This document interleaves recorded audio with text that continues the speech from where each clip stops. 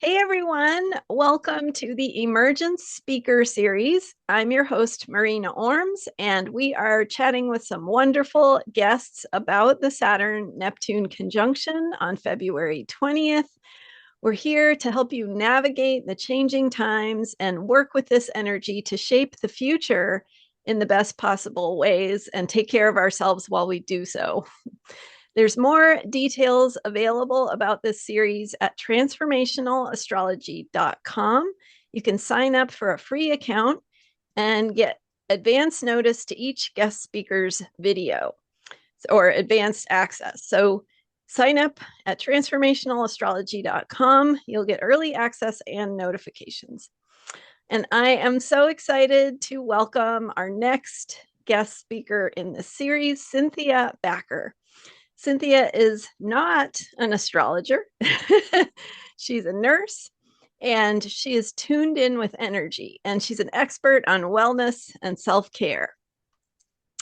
Cynthia Backer is a passionate integrative wellness specialist. She has worked in healthcare and education for over 43 years. She's a health and wellness coach, published author, and national speaker, teaching wellness strategies and art to children and adults. You can find her on LinkedIn. She's also on the board of the Oregon Holistic Nurses Association, which I used to be the director of. So that's kind of how Cynthia and I met. And I'm super excited to have her here. Welcome, Cynthia. Oh, thank you so much, Marina. My pleasure. So we are, you're obviously not an astrologer, so you're not going to talk about the astrology, but you're someone who works with energy. And so I have shared with you some of my takes on the energy of Saturn and Neptune, and in Aries, focusing on the pioneering aspect of Mhm. things, which sparked you to think about balance and how we can be pioneering and also bring balance into our lives. So, Oh, thank you, Marina. That's so true, and we can know a lot of things, throughout our lives. We can learn all kinds of things. And as a Reiki healing touch practitioner, have these tools in my toolbox, but our balance can get off. And so it's been challenging in the current situations that we have to stay balanced and also to be learning new ways to do it. And so, um, I was thinking about, or you and I were mentioning about being a pioneer in that space. And so that's kind of an interesting thought, isn't it? Like at this time of our life to be a pioneer. And being a pioneer is like forging your own path. It's about embracing these new experiences that are coming because we've been around, but maybe something will happen that we've never had experience with, or it'll come in a new way. And we're having to take initiative in new ways, yeah. and we might be developing different potentials than we have before. The hard thing is sometimes it just feels uncomfortable, and so we have to have self-compassion and we have to have some resilience, and we have to decide what is it that works for me. and, Hmm. and that could be a challenge because maybe even what worked before won't work today, right? Right. Yeah. I mean, it's obvious to anybody looking that things around us are changing and we feel it. I think people feel that discomfort. And we're also kind of uncertain, what's going to happen. Are things going to be okay? It can cause a lot of stress. And so I know one of the things you do is you talk to people about kind of how to manage that and think about staying healthy and balanced. That's so true. Recently I found out my cholesterol was high and I was Oh, like, oh my gosh, like yeah. I try to eat hot. I try to eat super whole health and, so I actually went, I thought, well, being a nurse, I'll look at what the American Heart Association says for, lowering cholesterol. And it goes, well, your diet. And I thought, well, I'm eating pretty well. I probably could eat a little less sugar, Mhm. I'm Yeah. physically active. That was the second one. Yeah. My sleep was good. quitting tobacco, which I assume would probably be like any kind of smoking, but yeah, I don't do that.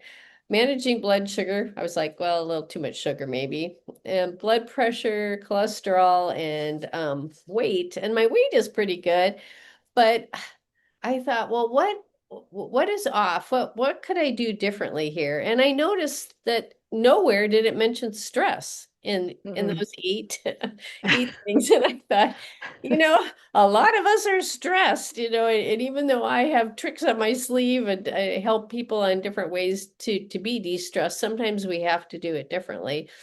And we know that when we're stressed, our cortisol goes up, and that's that hormone that when we're in fight or flight, like, I'll save you, your body's like, I'll help you, and Yeah. so, but it Yeah. also can increase our cholesterol and our blood pressure and lead to trouble sleeping. And I thought, how can I look at this differently? And Mm. in light of the current situation. So I thought, well, okay, I can work on my diet a little bit. I can certainly tweak that. But I thought, I think stress is where I need to focus. And so that's where this topic kind of came into being, is like, okay, I have these tools, I know what to do, but how can I do it differently? So Yeah. it's like new territory, right? Or Yeah. looking at things in a new light. Yeah. And it's easy to say, oh, bad person, but Yeah. we aren't bad people. We just are, and it might even be something I can't control, or with the knowledge that I had, I couldn't control. But I think it's on me to take initiative, and that's the first thing. I think anybody Mhm. who's finding themselves stressed during this time, if they even notice, that's great. I think we need to say, wow, I noticed that this is happening, or I noticed that is happening. And you can even share it with someone if you feel like talking about it. Mhm. And then, as you mentioned, resilience is huge, like who's your support system, and who are you talking? And your website is an awesome support system in helping resilience, and just knowing what we can expect is huge, and you do such a nice job of doing that. Thank Um, you. and then, like I mentioned, just being compassionate to ourselves, saying, hey,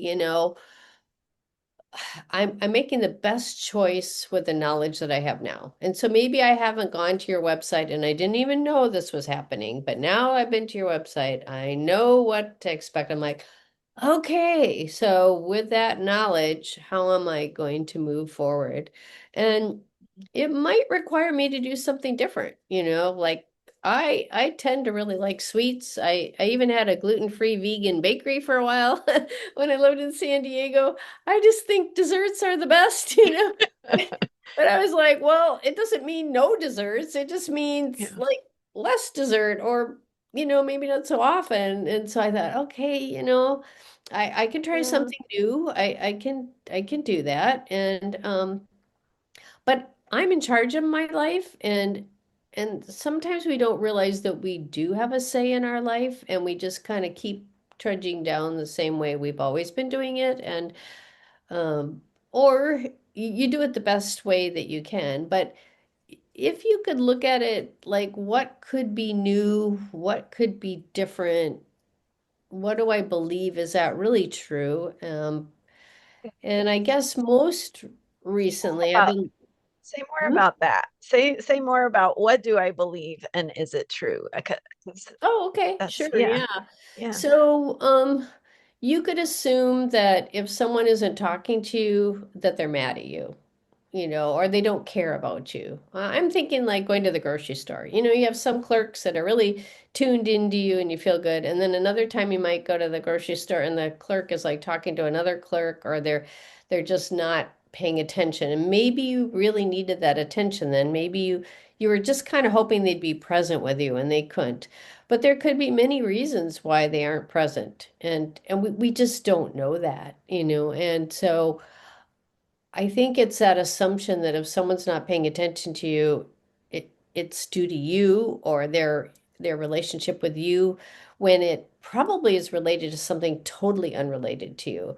And same thing could be driving. You're driving and someone cuts you off, or or they make a wrong turn, or they're super slow, or like Yeah. just like you're kind of like, depending on what kind of mood you're in, or like how much time you left, you're like, I want to get somewhere, and so it's just like pulling back for a minute and saying it's not about me, and then changing your perspective. So like when I see the clerks, I'm sort of like, oh, this clerk isn't present with me. This isn't the time to talk to them about that. And then, but if I'm needing something, I'll ask someone else. Or Mhm. if the person is driving kind of wild and maybe I missed my light, right? And there I am stuck at the light and they just kind of trudge through the intersection. And I'm like, geez, I wish I could Yeah. like I was behind them, But I can look at the light and I can just sort of take that moment as a breath, as a being Mhm. present in the moment, like just a 2 second breathe in, hold and breathe out, and then I can look around and like yesterday I went to a conference and the sunrise was just amazing and the sunset too. And I was Mhm. thinking, depending on what direction you're driving or what focus you have, you may or may not see that. Or Mhm. rainbows are like that here in Oregon. Oh my gosh, Yeah. So so maybe I have this belief that something's bad, but maybe something else is being offered to me. So that's how I look at it. And I'm not always in that Yeah. space, but I'm doing my Right. best to do that. Well, that's such a powerful, like in the moment reframe. Hmm. So just that simple thing that you're talking about to go, wait a minute, what am I believing right now? Is it true? Do I know if it's true? How would I know? Right.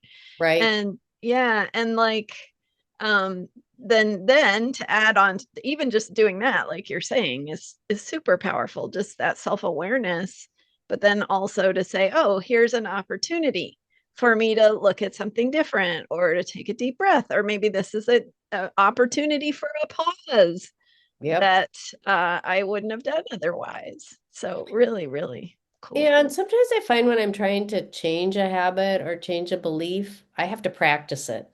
Like, Uh-huh. okay, when I get stuck, I'm gonna reframe. Yeah. Like you have to think of it ahead of time because sometimes it's hard to think of it when you're in traffic and you're like, oh. So just kind of prepping yourself for those moments, or maybe you're headed to an event and you're with people and you're trying to decide how do I want to be in this situation. I'm thinking like I go to a yoga class at a community center, and sometimes people are super friendly and we have lots to talk about. And then sometimes I'm more solo. So, depending on what I want, I have to choose ahead of time. And Mhm. so I really think practicing can be super helpful too. And Yeah. like you mentioned, two or three different things you could do. Yeah. So just be kind of aware of that because we have to kind of teach ourselves those things because well, maybe we knew them, but they got buried, or maybe we haven't quite thought of it in that way.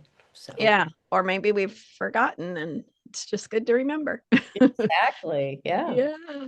Oh my gosh, that's yeah, that's super helpful. And as something else you were saying about initiative and just how with these astrological energies, the Aries, and Neptune is now in Aries, Saturn's gonna be in Aries very soon. And that energy of taking initiative, we're really feeling that urge to do things, to take risks, to find courage, to start new things even.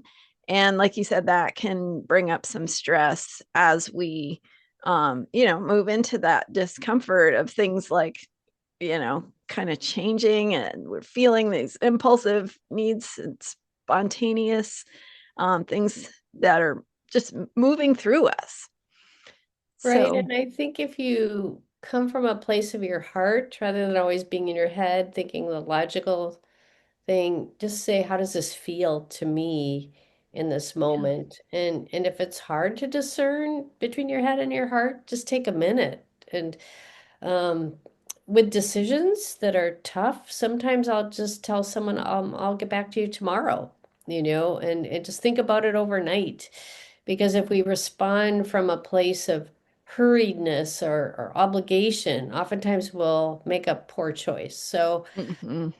it's good to take initiative, but Hmm. yet it needs to be heart-centered, right? Because some Right. of us are so used to helping people and wanting to solve problems that we just jump right in and we kind of forget our boundaries. And that's important too, because as you mentioned, with all these things coming at us, it can take our energy. And so I sort of see us as batteries and you lose a little here, a little there, and then pretty soon you're like, why am I so tired? Like, well, you left a little there, a little there, a little there, and I did hospice nursing for a couple of years, and that same thing is true with people at the end of their life. How do you want to spend your energy today? And certainly most of us aren't in that position, and we're so lucky that we have a long full life ahead of us. But that idea of how do you want to spend your energy is huge. And Hmm. if we think of it a little more preciously, uh, Yeah. like it just brings more value to it, and then I think we make better choices on that. So I just want to be clear, there's no right or wrong on this. Maybe what I do today is different than what I do tomorrow, and so there's no judgment here. And even in the past, like maybe some situation came up and you made a choice, and that was the best in that moment, right? And now you're at this moment and you make that choice. So that's where that self-compassion comes in when you're taking initiative and you're developing that resilience. And yeah, so. I love that. That is, yeah, that's you're giving us some great tips here. So thinking about how you want to spend your precious energy that you have and being conscious about that. And the other one, uh, you're saying coming from the heart, not the head. I think that's so important to remember. And I have some techniques I use to bring myself into my heart. What would you suggest for that? Well, I'm happy to hear what you do. Yeah, a deep breath, So then I'll add just the on. feeling Yeah. my feet on the Uh-huh. ground, like Mhm. just bringing myself Grounding. into my body, into the moment. Yeah. Yeah. I would say, I think, is this a logical thought or is this a me thought? And Mhm. because I can get into my head pretty easily, and I'm Mhm. grateful for my intelligence and like my thinking part, but it's that kind of that rote response, right? And Mhm. so, and then sometimes I will actually physically touch my heart and Mhm. just say, what are you thinking? Like you don't have to say it out loud, but um, I if love you're that. like if Yeah. I'm in a meeting or something, I can just put my hands together and just think it in my mind. And sometimes that's when we need it the most Mm. is when we're in this situation where we can't and that's why or we can't do, like something on the hands on the heart. But that's why I love your grounding with the feet because Mhm. we can do that anywhere. Mm. We can ground. And some people are like, well, I'm in a third story building and my feet aren't really touching the ground, but you can just imagine them going down, and you can imagine that. And our mind is so powerful that it's been proven that what we think is actually what our brain interprets. So if I'm thinking about putting my feet on the ground and I'm up in the third story of a building, I'm actually, the mind doesn't know the difference between the feet on the ground and the feet on the floor. So Mm. yeah, That's very so cool. true. Yeah. Yeah, and another one I like for tricking the mind with that is to send roots down, imaginary roots down from your feet down. So maybe you have to send them down through 3 stories to Yeah, till they that's get to the right. earth. Yes. Yeah. And roots are good because we all know trees and we know what the roots look like. And some people have even sent their roots down to the center of the earth. And I happen to really like rocks and crystals, so I kind of like the rock thing too, where Mm-hmm. you Yep. send those roots all the way to the center of the earth and like Yeah. it's really fun. So yeah, Yeah. those are all awesome ideas. Mm, I love it. Love it. And so you are working on a book. Tell us a little bit about that. Sure. Well, I've given a lot of talks on wellness and resilience, and there's so many different ways to be healthy. And because of that, I tried lots of different ways, and I went and I got a Master's of Integrative Health in San Diego through National University. So at that time, the National Center for Complementary, and I think at that time it was called Alternative Health, had different categories of health related um, I hate to say techniques, but just different areas of health. So we studied that. And so we studied traditional Chinese medicine, we studied naturopathy, we studied body movement, we studied energy. And so we studied many diet, exercise, like things people normally think about, but we also studied other systems, Native American practices. So I became aware of even more and the research behind it. And so that's informed my nursing practice. But as I've been going along, a lot of people don't know. So, for example, I went to a restaurant recently, and most currently, I've been a nurse educator, and the lady said, "Oh, I'm training in my new person. She's going to help you today." And I said, "Oh, that's great." I said, "I'm a nurse educator. I get it, you know." And so then we were talking, and I said, "But I said right now I'm writing a book on integrative options." And she goes, well, she said, well, what is that? And I said, well, like acupuncture, chiropractic, type stuff. And she goes, well, my son's in middle school and he plays baseball and he wants to do acupuncture. Is it safe? And I Mm, said, well, I said, yeah, I said, children get acupuncture. It works for children. And she mhm, said, well, I just didn't know. And I thought, well, man, as a nurse, I probably should have said, who told you or why did he decide to do acupuncture? Because as a nurse, I'm not trying to give advice, right? But it turns out his physical therapist was the one that recommended that he get some acupuncture. But mm, she was nervous about it. And I said, well, there's a website you can check, and I'll be happy to share that with you folks too here. And I said, but it is safe. And I said my children had done really well with it. And she goes, I think I'm going to try that. And I yeah. realized in that moment that people just don't have the basic knowledge of different modalities. And so then I went to a leadership conference at Lewis and Clark College, and I mentioned to them about my book, and they're like, "Oh, we would so buy that," And then I went to a booth outside of Walmart where they were collecting period supplies for teens and young adults. And there was a medical student there who had graduated and was going into OBGYN residency. And I mentioned to them I was writing my book, and she goes, oh, in medical school, we just don't have enough time to go through all these different things. I really could use something very short and complete that would explain this. So those are the reasons I keep running into people. I've been like kind of tossing the idea out. Um, there is one resource that I use when I do energy work, Reiki healing touch on people, and they haven't had any energy work before. I refer them to the University of Minnesota Center for Spirituality and Healing, and it's called the Earl E. Bakken Center, but they have managing your well-being, and they cover all different types of integrative options. Like if you wanted to compare Reiki to healing touch to therapeutic touch, they would tell you that. They have acupuncture, they have chiropractic. And so I would send people there to just understand more about the therapies. And that website's been there a long time. It was started by a nurse and their team. But what they do is they keep their references up to date. And I think that Nice. that's huge, their resources. And they go through what it is, how long it takes, what you can expect, like all the questions people have. So my book would be like that, but shorter. And then my goal is to have a hard copy for people that like to hold it in their hands, but also to have it digital. And then that way I can keep the resources current.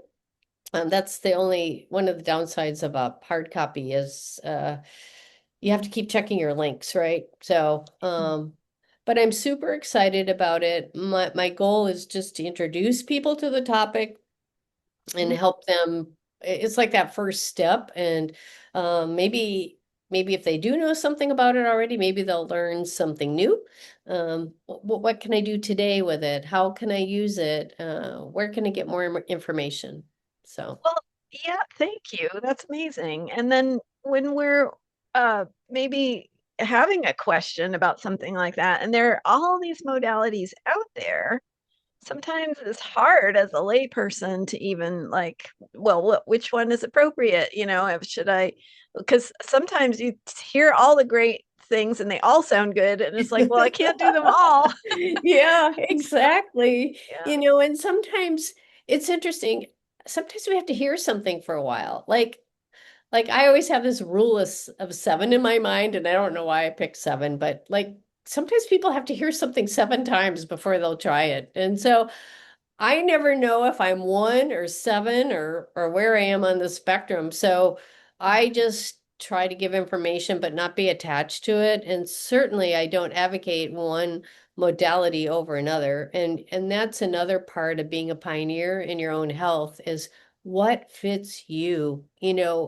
It's your story. It's like what works for you. And man, you could have five relatives or five friends that did this one thing and it worked great for them. But if it doesn't work for you, then, just let it go. And maybe there's something else that works well, but then maybe there'll be another something that all six of you are into. So it doesn't mean just because one thing doesn't work, nothing else well. But I think we have to be really tuned in to who we are. And that's why some of these other systems of medicine, like traditional Yeah. Chinese medicine or naturopathy, or I'm just learning now about Tibetan medicine, they they look at the people as a unique person. And it's not because you have this, you go to that. It's like there's all these factors that contribute um, to the health and well-being of you. So It's I it's find it sort really fun. Yeah, that's awesome. And it's sort of based on the individual, not just the thing that you're afflicted with, right? So, Right. So, right. for example, some people say if you have a lab value and it's this, then you need to do that. Mhm. And the other systems are more like, well, that's important information, but what are other things that are contributing? And our system does too. I'm not trying to say it doesn't take other factors into effect, but sometimes the more system that we're used to it sort of draws a harder line on a data, you know, for the cure. But again, within our system, we have amazing practitioners and people that go with multiple input for you. And so that's what I advocate for is does it fit you? How does it feel? You know, what do you think? Like Yeah. I think we should Yeah. be partners in our care. And I Mhm. don't think we need to argue with everybody, but I do think that you get a choice Mhm. on what someone says. So for example, there's places where people live that there may not be a good place to walk, or there might be places where people live that good food isn't easily accessible. So if someone said, well, you need to walk more, you need to have good food, there's more of a consideration there, right? It's like, well, Mhm. how do I get to where I walk? How do I get the good food? And Totally. Yeah. so maybe we just look at it differently. So that's what I'm Yeah. saying more, Yeah. rather than just a blanket statement. So Yeah. Well, that I love that. And I mean, astrology fits so well with that model because you get some more information for individuals about kind of what their inclinations, but also what's going to be most supportive for them and just get more insight, which again, it's not replacing anything, it's just right. adding to, and we get more of that sense of the wholeness and the big picture. Um, I love astrology for that reason, and I think it gives you a guideline and a pathway. And so you're on your path, and then you're like, okay, and then something happens, and you're like, whoa, and then you check your astrology, and you're like, oh, okay, this is like okay. So then it like gives you options, and so I feel like for most of us, there are many paths that'll still get us to where we're going, and but the astrology can help us maybe navigate it a little smoother, a little easier, maybe with more awareness, on that. And along that lines, I think we do need to pay attention to what comes into our life, like it's so fascinating to see synchronicities and like the energy right now is kind of wonky and a lot of us are having friends needing a lot right now. Mhm. And it's when three people are asking you on the same day around the same time, you've got to wonder like, what about the energy here? Like why is it at this one moment three people are like feeling particularly stressed? And Yeah, I think that that's really fascinating. So it is. It's yeah, there's a whole vast rabbit hole there of things we could explore. Yeah, that's really cool. And then you're gonna be going on a trip to India. Do you want to yes, talk about yeah, sure. Okay, so talk about synchronicities. I had a premonition that I needed to go to a country that started with I. And so I was like, okay, I was thinking, okay, for me it would be like India, Iceland, Ireland, and Italy, right? And so I really wasn't feeling comfortable to go to some of the other countries that started with I right now. So I checked out different things and I thought, and then I got an email from the University of Minnesota, the link that I shared with you, that Earl E. Bakken Center, and they had a Tibetan medicine in India trip, but you had to take a course first before you went. So it's like a prereq, right? And I thought, ooh, that sounds really good. I want to go to India. I've always wondered about the Tibetan community relocating in northern India, and that's where the Dalai Lama's official home is. And I just thought, oh my gosh, and I was a little worried about the altitude, to be honest with you. I wasn't sure how high it is, but it's like I think between 5,000 and 7,000, and I thought, oh, I can handle that because I lived in Flagstaff, and that's about like Sedona to Flagstaff height. And so I thought, okay, I can do that. So I took the course, and I was super pumped. I had to write 4 APA papers, and I did a project. Portland has a Tibetan Community Center here, and I got to go observe that. That was just amazing. Met some lovely, lovely people and got to see how they are carrying on the language and the traditions with the children and the adults. Um, and then my trip was canceled because not enough people, well, some people pulled out at the end. This was last year, and there's so much going on with the government and finances and schools, and it just was not happy. So I felt really sad. I actually cried, and then everyone's like, well, where are you going to go now? And I just had to grieve. I just had to like feel it.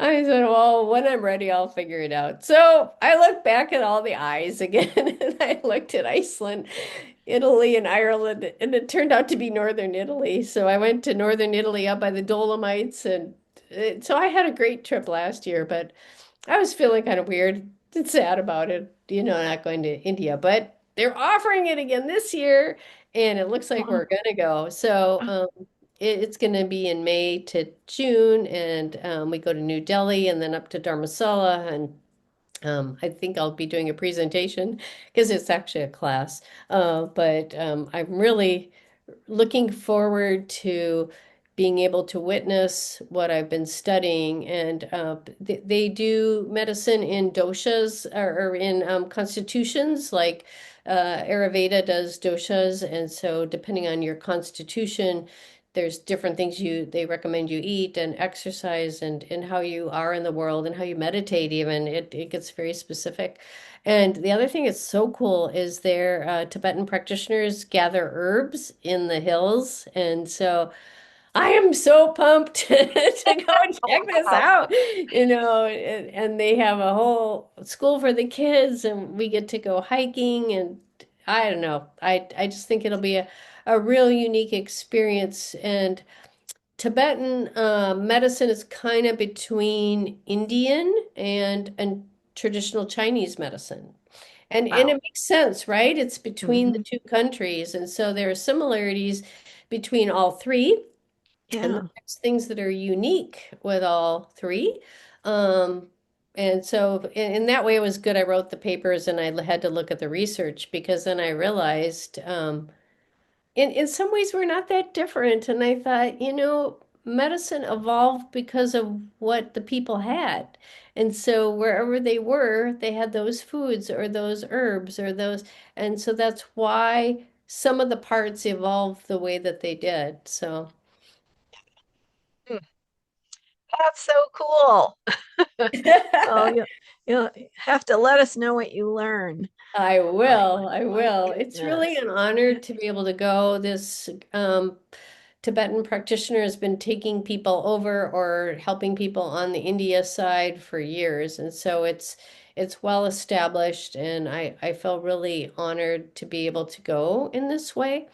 Yeah. Um, so That's so cool. Yeah, and new beginnings, that's yes. we're all in. I think each of us in our own way is sort of embarking on something new, either a new identity, a new career, a new project, a new something. Something is new, something is starting. And so this is a good place to kind of recap some of the tips you gave us, which I think Yes. are just so powerful. So the first one that I wrote down was, what do I believe, and is it true?